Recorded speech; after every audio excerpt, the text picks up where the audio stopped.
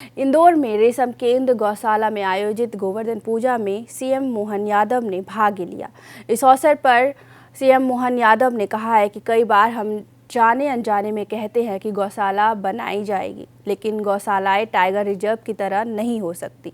गाय मानव जीवन में माँ के रूप में स्थापित होती है। अगर एक गाय को जंगल में अकेला छोड़ दिया जाता है तो वह मर जाएगी। वह जंगल में अकेले जीवित नहीं रह सकती है। यह है ईश्वरीय लीला। आज के बदलते समय में हमारे दूरदर्शी प्रधानमंत्री ने इस परंपरा को पुनर्जीवित करने के प्रयास किए हैं।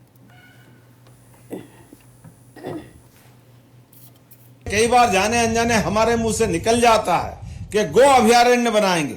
गो अभयारण्य नहीं हो सकता, टाइगर अभयारण्य हो सकता है, लेकिन गो माता तो मनुष्य पे एक तरह से माँ के रूप में स्थापित।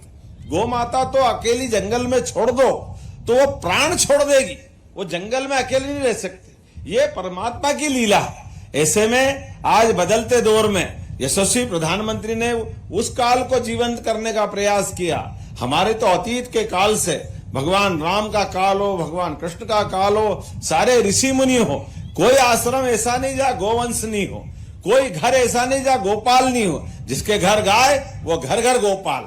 ये जो आनंद है और ये गोवर्धन गो संवर्धन, ये जो उत्सव है सब अर्थों में एक ही भाव निकालता है। ये गोवंश की रक्षा से हमारा उनका संबंध बना रहना चाहिए। गोवंश और मनुष्य वंश ये अलग अलग हो ही नहीं सकता, ये परस्पर एक दूसरे पे निर्भर है। ऐसे में आज के दौर में ये बात सही है कि जमीन छोटी पड़ती जा रही है, उससे बढ़कर के हमारे पास सिंचाई के साधन बढ़ गए, ट्रैक्टर और बाकी व्यवस्था हो गई, तो घर घर ये अपने जो गोवंश के आधार पर जो खेती बाड़ी होती थी थोड़ा फर्क आ गया। फर्क तो ऐसा भी आ गया कि घर की पहली गाय की रोटी अब निकलती कि नहीं निकलती पता नहीं चलता है। नहीं तो पहले हमारे घर के अंदर पहली रोटी निकाल करके अगर गौ माता को नहीं दो और आखिरी काल भैरव के अपने प्रतिरूप हमारे अपने स्वान को नहीं दो, तब तक बात नहीं बनती।